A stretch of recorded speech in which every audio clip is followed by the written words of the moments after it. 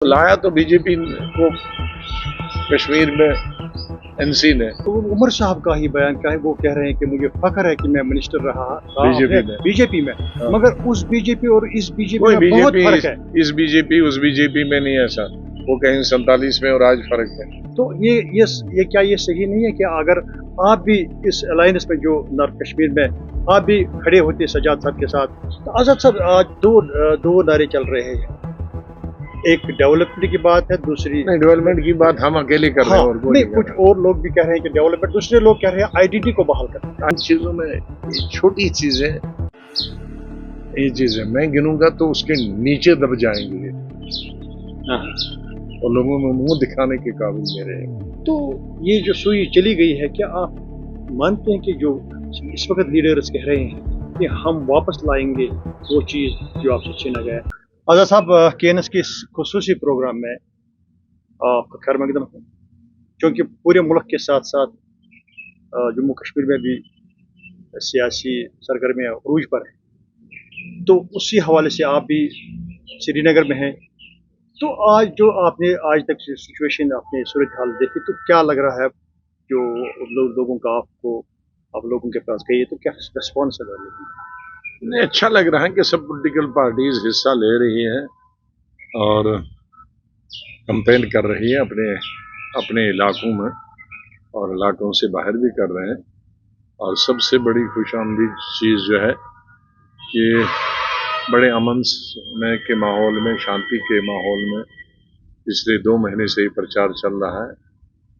ये सबसे बड़ी खुशी की बात है कि पुरअमन तरीके से अच्छे माहौल में ये इलेक्शन कैंपेन जम्मू कश्मीर में हो रही है। 5 अगस्त के बाद जो आपको सियासी सरगर्मियाँ पहली बार अब इस वक्त लोग निकल रहे हैं, तो आप किस नज़र से इस चीज़ को देख रहे हैं कि लोग निकल रहे हैं?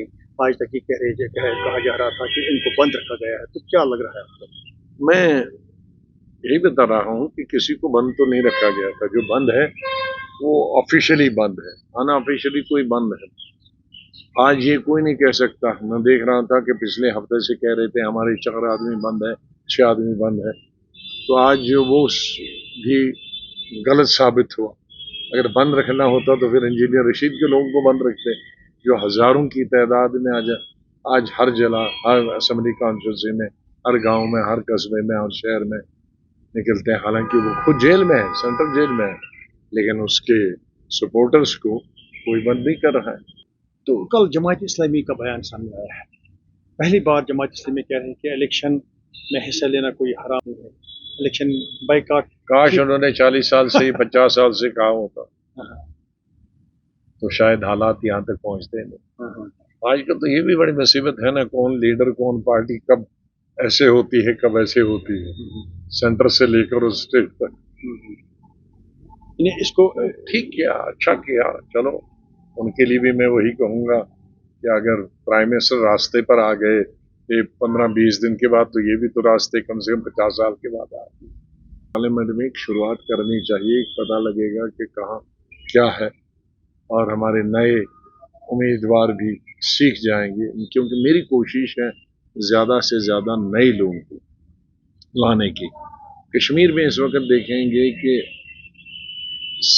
90% लीडर्स हर पॉलिटिकल पार्टी में वही हैं जो 5-5, 6-6 दफ़ा पार्टियां तब्दील कर चुके हैं। नो, उन पर किसी को भरोसा नहीं है, तो मालूम नहीं है कि टिकट देने तक वो कितनी और पार्टियां बदलेंगे।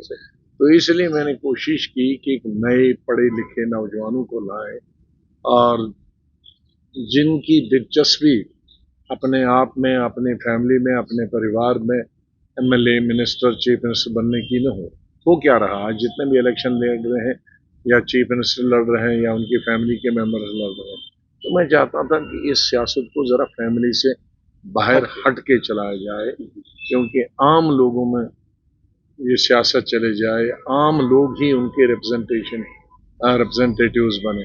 अगर आप जम्मू कश्मीर में इलेक्शन देखेंगे तो असेंबली जितने भी देखेंगे या किसी मिनिस्टर के बेटे होंगे या भतीजे होंगे या भाई के बेटे होंगे, कोई बाहर वाला नहीं होगा, क्योंकि बाहर वालों को लिया जगह ही बंद कर दे।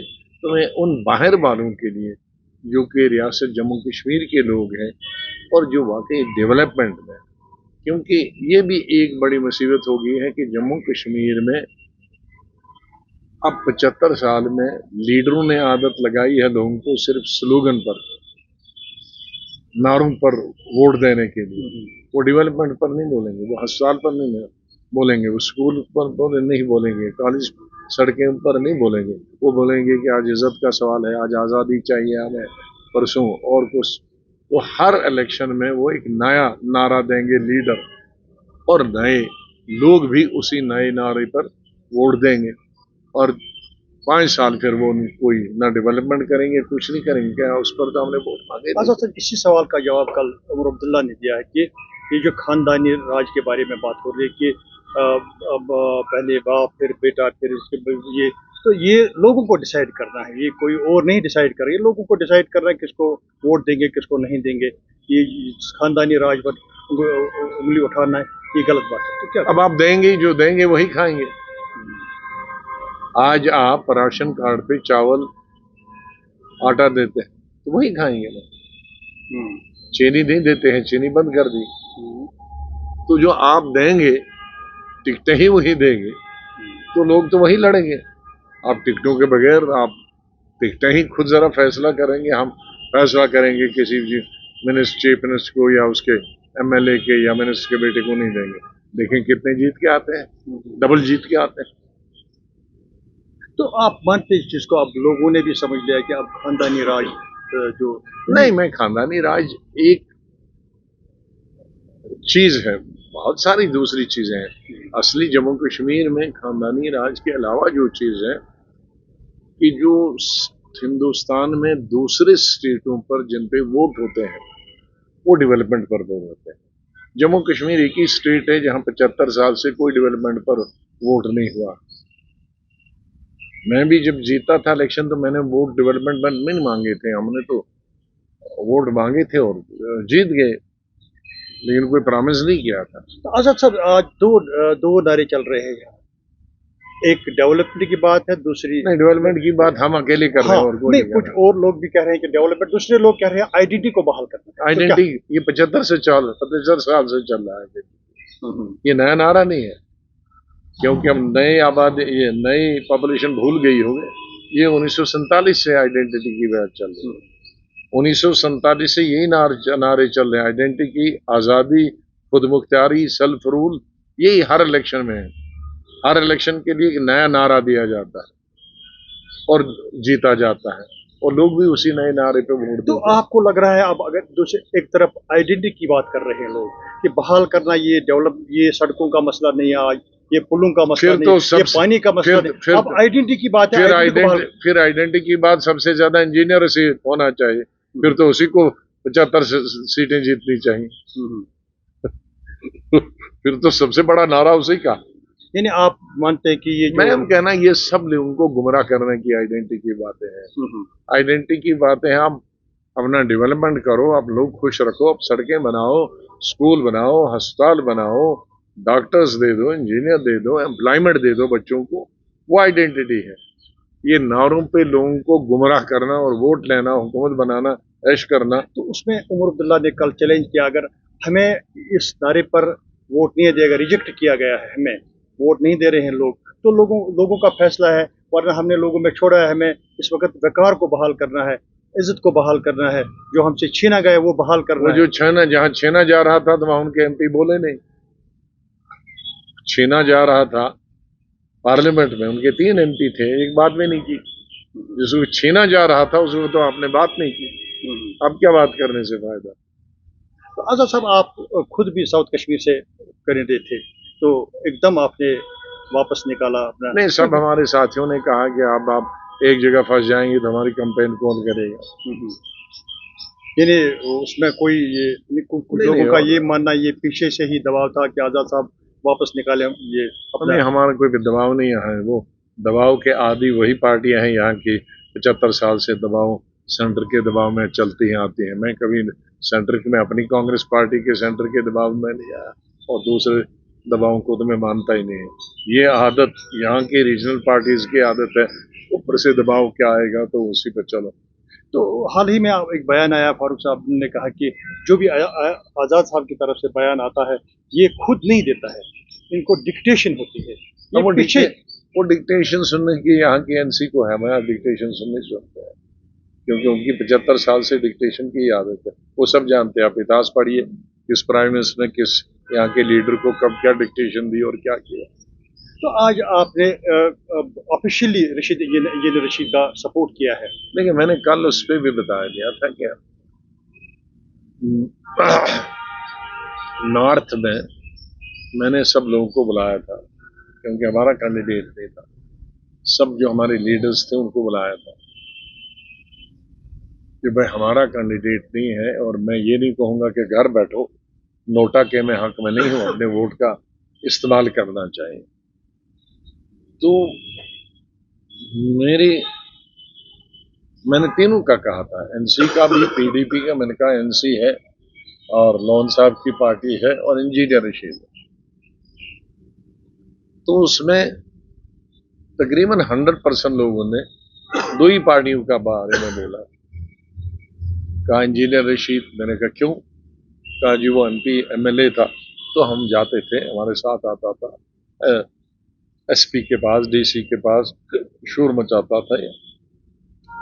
और लोन साहब को इसलिए कि उनके बाप के, हमारे बाप के ताल्लुकात थे, वो मिनिस्टर थे, ये थे, वो थे। और मैंने कहा एनसी, कहा उमर साहब तो वहां के है नहीं, उमर साहब तो श्रीनगर के हैं, वो दोनों हमारे रीजन के हैं, तो कहीं न कहीं हमारे ताल्लुकात जुड़े हैं, कहीं उनके वालिद की वजह से। तो उमर साहब को हम नहीं जानते, उमर साहब हमको नहीं जानते, हम मोस्टली नए लोग हैं, तो इसलिए आप बताइए किसको। मैंने कहा भाई अब दो ही पार्टियां आपने बताई, जिसको मर्जी है, जिसको जहां अच्छा लगता है उनको सपोर्ट करो। आजाद साहब, आज शेब लोन निकले हैं, मतलब हाँ, शेब हाँ, नहीं, आप इनको मंडेट नहीं देते नॉर्थ कश्मीर के लिए? ये कैपेबल नहीं था, मतलब नहीं, हमने दिया था, हाँ, उन्होंने नहीं माना। शेब लोन को हमने दिया था तो उन्होंने कहा मैं इलेक्शन नहीं, ताज साहब भी थे। नहीं, ताज साहब तो अब इस उम्र में पार्लियामेंट जितना घूमना फिरना बड़ा मुश्किल। तो बहरहाल हम इस मामले में क्लियर रहेंगे, जो जिसको पसंद है नोटा नहीं रहना है, तो जो पसंद आता है लीडर आपको, आपकी मदद करता है, आपके इलाके के उठना बैठना जिससे है, तो ठीक है। एक खबर आई थी जब आप मिले थे, अल्ताफ साहब, आप सजाद साहब, क्या आपको नहीं लग रहा कि इस वक्त जो आजाद खुले अभी बारामूला के जलसे में अल्ताफ साहब भी थे, जो आज सजाद साहब ने वहाँ ऑर्गेनाइज किया था, तो ये क्या ये सही नहीं है कि अगर आप भी इस अलायंस में, जो नॉर्थ कश्मीर में, आप भी खड़े होते सजाद साहब के साथ? एक मैंने बताया ना, हमने खुला दिया है, कुछ सजाद साहब को सपोर्ट कर रहे हैं, कुछ यानी ये स्पेसिफिक इंजीनियर रशीद के लिए नहीं है ना। ये तो मैंने दोनों के लिए बताया। जो इंजीनियर रशीद को चाहते हैं वो इंजीनियर रशीद को दे दें, जो लोन साहब को चाहते हैं वो लोन साहब को दें। तो कुछ लोगों का ये भी सवाल है कि आज सब कह रहे हैं कि इंजीनियर रशीद वेव इस वक्त जारी है, इसलिए पुलिस स्टेशन अपने आप को हमसे जुड़ रहे हैं, मगर बात आज तक नहीं की। आपका भी नाम आ रहा है कि आज तक इंजीनियर रशीद की रिहाई के बारे में कभी बात नहीं हुई। जहां बात करनी है वहां की है, मैं हमेशा दिखाने के लिए नहीं करता, जहां करनी थी वहां की। आजाद साहब, ये भी आ रहा है कि जो सुरूरी साहब ने इलेक्शन वहां से लड़ा है, कुछ लोगों का ये भी मानना है वो डिवाइड करने के लिए, बीजेपी को हेल्प करने के लिए वो क्या, सपोर्ट करने के लिए। ये क्यों नहीं कहते हैं कि जब मैं पिछली दफा खड़ा हुआ तो तब क्यों नहीं कहा? 14 में तो मैं लड़ा ना इलेक्शन, तब क्यों नहीं कहा कि हम बीजेपी को डिवाइड कर लेंगे? तो उस वक्त मैं भी उस वक्त बीजेपी को जिताने के लिए खड़ा हुआ। ये भी सवाल है आजाद साहब, क्योंकि आप चीफ मिनिस्टर रहे हैं जम्मू कश्मीर के, तो कुछ लोगों का ये भी मान, जो तबाही जो यहाँ हुई है, बीजेपी को लाने में पीडीपी ने अहम रोल अदा किया है। आपको लग रहा है, आप मानते हो उसी, क्योंकि लोगों का सवाल है। लाया तो बीजेपी को कश्मीर में एनसी ने 96 में। उसके बाद अगर उमर साहब बीजेपी के मिनिस्टर सेंटर में नहीं होते तो शायद बीजेपी, मुफ्ती साहब उधर जाते नहीं। मुफ्ती साहब ने देखा भाई उमर साहब मंत्री रहे, उसको किसी ने बीजेपी नहीं छोड़ा तो हम भी ले आते हैं।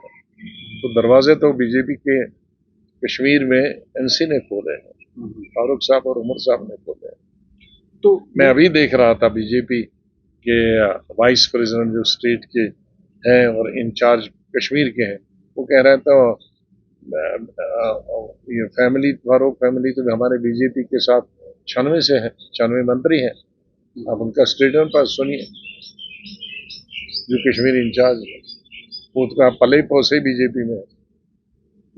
यानी आप मानते कि नहीं, मैं मानता नहीं, मैं उनका यानी स्टेटमेंट, बुनियाद जो डाली है वो नेशनल कॉन्फ्रेंस। सही बात है। बुनियाद जम्मू कश्मीर में पहले जो नेशनल कॉन्फ्रेंस के लीडर उमर साहब थे, वो मंत्री थे बीजेपी, अटल बिहारी वाजपेयी। तो और उमर साहब ने कहा कि मुझे फख्र है कि मैं मंत्री था। तो उमर साहब का ही बयान क्या है, वो कह रहे हैं कि मुझे फख्र है कि मैं मिनिस्टर रहा बीजेपी में। हाँ। मगर उस बीजेपी और इस बीजेपी में बहुत बीजेपी फर्क है। इस बीजेपी उस बीजेपी में नहीं, ऐसा वो कहीं 47 में और आज फर्क है। उस वक्त डिप्टी प्राइम मिनिस्टर को आप मोदी समझते थे। डिप्टी प्राइम मिनिस्टर को क्या उस वक्त समझते थे? उसका नाम लेना कोई पसंद नहीं करता था, वो वही चलाता था। बीजेपी तो बीजेपी है। तो बीजेपी उस एनसी आप कहोगे 47 वाली एनसी और आज की एनसी अलग अलग है। बीजेपी बीजेपी है, पॉलिसी बीजेपी की एक पार्टी है। वो 50 साल पहले हो, 40 साल पहले हो, 30 साल पहले हो, ए प्राइम मिनिस्टर हो, उधर बी प्राइम मिनिस्टर। तो आजाद साहब, कुछ लोगों का ये भी सवाल है कि अगर आजाद साहब आज कांग्रेस में होते और इंडियन अलायंस अच्छा कर रही है पूरे मुल्क में, तो क्या आपको लग रहा है, आपको पछतावा मत? बिल्कुल पछतावा, जरा भर भी। तो आपको लग रहा है कि जो इंडियन अलायंस इस वक्त मुल्क में है, तो जो हाल ही में बयान आया है प्राइम मिनिस्टर का, जिन्होंने मुसलमानों को घुसपैठी कहा है, तो अब उन्होंने मुसलमान कल उसमें उल्टा कर दिया, और उसमें कोई फर्क नहीं है। उसमें एनडीए और इंडिया में कोई फर्क नहीं है। एनडीए भी वही बोलते हैं हम आएंगे पावर में तो ओबीसी की जो रिजर्वेशन है उसको बढ़ाएंगे, एससी की, एसटी की। मुसलमानों की वो भी बात नहीं करता। आज तक मुसलमान ने, इंडिया अलायंस ने, एक लीडर ने भी कहा कि मुसलमानों को रिजर्वेशन हम देंगे, एक ने। हाल ही प्राइम मिनिस्टर ने भी, मोदी ने भी ये कहा है कि मुसलमानों को सोचना चाहिए कांग्रेस में क्या मिला है आज तक। न वो सच है, वो सच है। आज कांग्रेस के ही लीडर कह रहे हैं कि बैकवर्ड की और एससी एसटी की ये दोबारा होनी चाहिए गिनती हर 10 साल के बाद, ताकि उसके हिसाब से मिले। मुसलमानों के क्यों नहीं बता रहा है कि मुसलमानों को भी होनी चाहिए रिजर्वेशन। उस मामले में कांग्रेस और बीजेपी एक ही है। अगर सर आप मुस्तकबिल में आपका सुरूरी साहब ने जीता तो आप इंडियन अलायंस के हिस्सेदार होंगे? देखो, मैं ऐसी कोई भी अलायंस नहीं चाहूंगी कि जो 1 या 2 सीट से पर निर्भर हो। वो रहेगी नहीं 2 महीने से ज्यादा। जो भी आए वो अच्छे वोट से आए, जो भी आए अच्छे वोट से आए, तब हुकूमत कर सकती। जो एक एक वोट करने के लिए भीख मांगेगी वो सरकार क्या है? तो आप क्या लग रहा है आपको? सच मानिए कि जो भी सरकार बनाई है जम्मू कश्मीर की, किसी एमपी की उसकी जरूरत ही नहीं, चाहे एनसी हो, पीडीपी हो, कांग्रेस हो या हमारी पार्टी। क्योंकि वो, मैं इतनी कोalition सरकारें देखा हूं उनकी क्या हाल हुआ होगा। हमने वीपी सिंह की सरकार देखी, हमने उसके साथ उस जोड़ तोड़ में मैं खुद था। हमने उसके बाद चंद्रशेखर की सरकार थी, वो देखी। हमने अटल जी की पहली कुछ दिनों की 13 दिन की सरकार देखी। फिर हमने हमारे सपोर्ट से 1.5 साल कुछ महीनों के लिए सरकार चली, देवेगौड़ा की सरकार चली, हमारे दूसरे प्राइम मिनिस्टर की सरकार चली।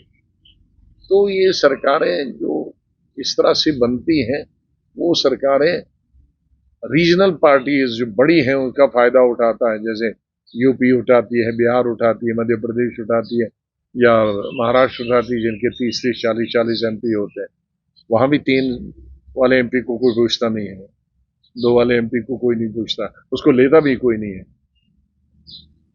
तो इसलिए सेंटर में जो भी पार्टी बने, जिस पार्टी की भी हुकूमत में, तो न्यूट्रल हो, इसकी बने या उसकी बने, वो मजबूत होनी चाहिए, वरना फिर ये देश ही खत्म हो जाए। तो आने वाले वक्त में क्या लग रहा है जो ट्रेंड है पूरे मुल्क में? कुछ नहीं कह सकता। ट्रेंड इस दफा टोटल डिफरेंट। आम ट्रेंड इस वक्त कोई ये नहीं बना सकता, कह सकता कि कौन हुकूमत बना तो है। बीजेपी का जो 400 पार, तो क्या लग रहा है आपको? अब कहने में कांग्रेस पार्टी भी 500 पार कह सकती है, उसमें कौन रोकता है? किसी पार्टी को तो अब रोक नहीं सकते हैं ना नंबर बढ़ाने। ये जो अब क्योंकि अब इलेक्शन दो यहाँ जम्मू कश्मीर में नॉर्थ में है और इस तरह साउथ में है, तो जो इस दौरान नेशनल कॉन्फ्रेंस के ज़्यादा बयान आए हैं वो आपके खिलाफ आए हैं, ताबड़तोड़ हमले किए हैं, तो इसमें मैं उसका जवाब नहीं देना चाहता हूँ। अब इंसान का ये होछापन होता है, ये लीडरों के खिलाफ बोलना। मैंने भी 2-3 दफा अगर कुछ बोला तो मैंने कहा उनके सवालों का ही जवाब दिया, मैंने अपनी तरफ से कुछ नहीं। और अगर वो 100 गाली देंगे तो मैं उसका एक आध का जवाब देता, मैं कोई नोटिस नहीं लेता, क्योंकि मेरी वो प्रायोरिटी नहीं है किसी को गाली देने के लिए, और न उस चीज के लिए मैं किसी को गाली देने के लिए आया हूँ।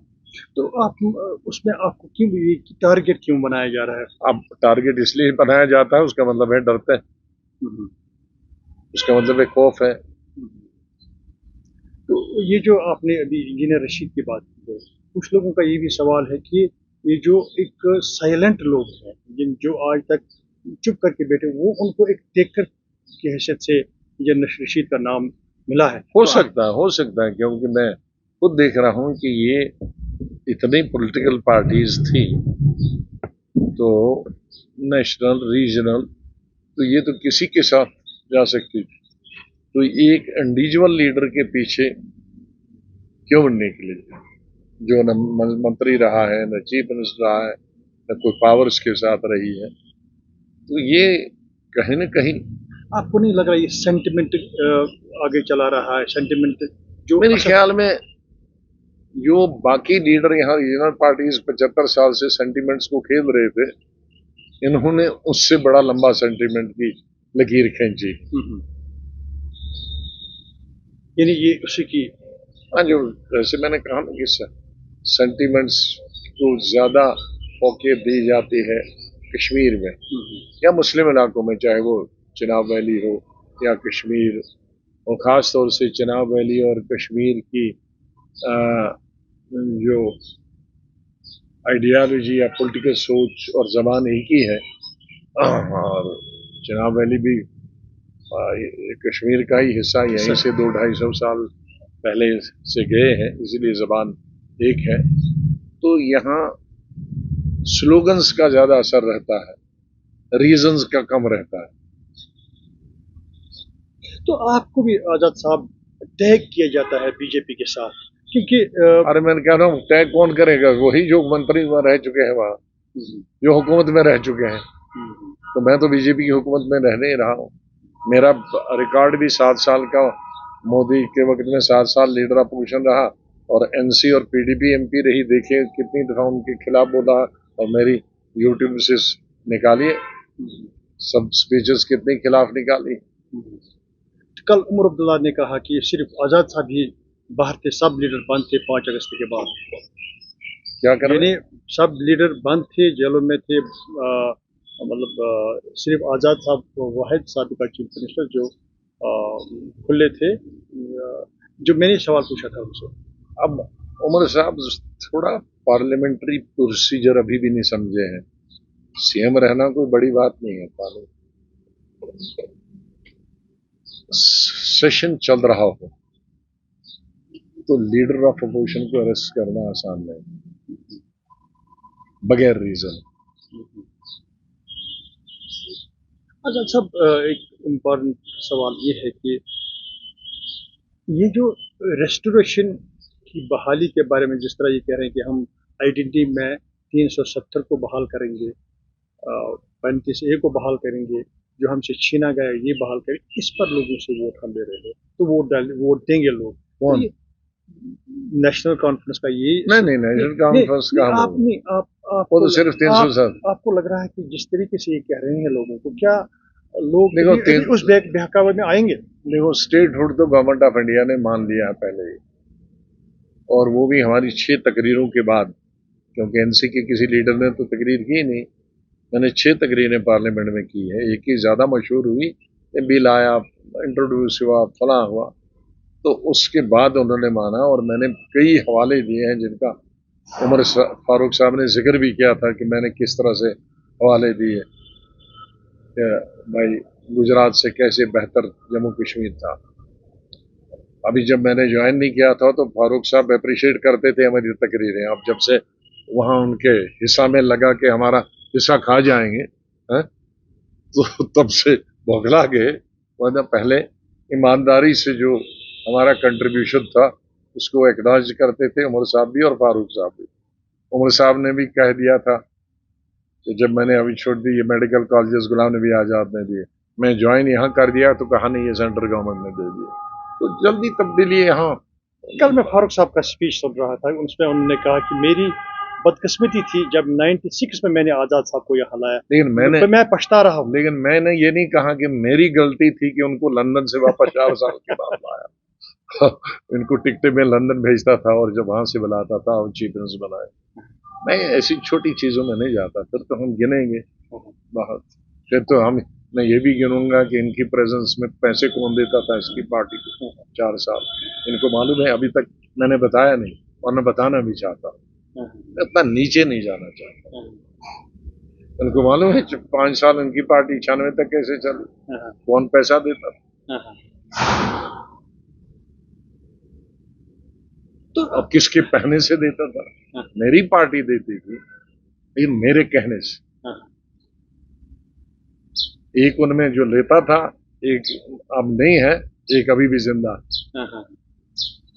मैं उन चीजों में, ये छोटी चीजें, ये चीजें मैं गिनूंगा तो उसके नीचे दब जाएंगे और लोगों में मुंह दिखाने के काबिल में रहेंगे। मैं इनसे गुजारिश करता हूं कि मैं इतना नीचे नहीं जाता, लेकिन इतना गुस्सा भी नहीं दिलाएं कि मैं किसी वक्त बोल दूं तो फिर उनको बहुत पछताना पड़ेगा। आजाद साहब, ये जो बीजेपी के हवाले से एक सवाल है, ये पूरे मुल्क में कम्युनल बुनियादों पर सियासत कर रहे हैं, इन्हें मजहबी बुनियादों पर वोट। कौन सी नई बात? ये बीजेपी तो है ही, उनकी पॉलिसी पहले से ही है। ये अगर आज कोई कहेगा तो बेवकूफ बना, फिर वो बेवकूफ है, फिर वो है ही नहीं सियासतदान। हाँ, अलबत्ता गवर्नमेंट को नहीं करना चाहिए। तो गवर्नमेंट ने, प्राइम मिनिस्टर ने कुछ पिछले दिनों कहा था, गलत था। मैंने उस वक्त भी प्राइम मिनिस्टर के जो लोगों ने पूछा, मैंने उसकी कहा कि बहुत गलत है, प्राइम मिनिस्टर को नहीं कहना चाहिए। अब कल उन्होंने दुरुस्त अपने आप को किया है, वेलकम। लेकिन अगर कहा ही नहीं होता तो उनके लिए भी पॉलिटिकली भी उनको फायदा हो जाता, और तो ये हमारे देश की सेहत के लिए भी, पॉलिटिकल सेहत के लिए भी ठीक होता। लेकिन चलो, कम से कम देर आए दुरुस्त आए, अपनी गलती को उन्होंने महसूस किया और कहा कि हिंदू मुसलमान सब मिलके इकट्ठे रहने चाहिए। और मुझे पूरी उम्मीद है कि आने वाले वक्त में अगर कभी उनको कुछ मौका मिला दोबारा, अगर मिला, मैं ये नहीं कह सकता मिल रहा है, अगर मिला तो जो पीछे कमियां रही हैं उन कमियों को दूर करेंगे। असेंबली इलेक्शन के हवाले से एक सवाल है। अब लगा है सरकार को, मरकज को, पुलिस को कि लोग बहुत ये जो निकलते हैं लोग घरों से, अच्छी तरह से निकलते हैं, पुरअमन तौर से निकलते हैं वोट डालने के लिए। क्या आप नहीं लग रहे हैं कि अब असेंबली इलेक्शन भी होनी चाहिए? असेंबली इलेक्शन तो ये कौन सी नई बात है? गवर्नमेंट भी कह रही है हम करेंगे और सुप्रीम कोर्ट भी ने ये क्रेडिट लेने के लिए कि हम इलेक्शन कराएंगे, ये भी एक क्रेडिट की बात है। तो 2-3 महीने में तो इलेक्शन होने ही वाले हैं। तो आजाद, ये भी है कि पिछले 5 साल से हम देख रहे हैं अमन इन्हें कहीं पथराव नहीं, कहीं रंगबाजी, ये टूरिज्म आ रहा है, बच्चे स्कूल में जा रहे हैं। कहीं खदशात है कि अगर पॉलिटिकल रिजीम फिर आए तो कहीं ना कहीं ये जो इस वक्त पटरी पर ट्रेन है ये न उतर जाए। तो इस किस्म का मैं नहीं सोचता, मैं नहीं समझता। हाँ, ऐसी कोई गैर जिम्मेदार सरकार आए तो मेरे ख्याल में वो एंटी कश्मीर होगी, क्योंकि मरकज को फिर मौका मिलेगा। तो ऐसी अगर हुकूमत आई तो उसको तो बैन करना चाहिए हमेशा के लिए, इलेक्शन लड़ने से ही। फिर तो एंटी कश्मीरी वही पार्टी जो संभाल नहीं पाए। तो आखिर पर ये सवाल है कि एक नारा है, ये जो नारा कि हम जो हमसे छीना गया हम वापस लाएंगे, क्योंकि आपका तजुर्बा है, 40 साल का तजुर्बा है, पार्लियामेंट में है, मरकज में रहे हैं आप, तो ये जो सुई चली गई है, क्या आप मानते हैं कि जो इस वक्त लीडर्स कह रहे हैं कि हम वापस लाएंगे वो चीज़ जो आपसे छीना गया है? देखेंगे, वो तो हुकूमत कैसी आती है दिल्ली उस पर निर्भर। स्ट्रीट हुड तो पहले ही मान लिया है गवर्नमेंट ऑफ इंडिया ने, और उसको रिपीट कर रहे हैं। होम मिनिस्टर ने कल भी रिपीट किया, स्टेट हुड दे देंगे। और पार्लियामेंट के दोनों हाउसेज में उन्होंने ऐलान कर दिया हम स्टेट हुड देंगे इलेक्शन के बाद। तो इलेक्शन होगा, स्टेट हुड होगी। 35A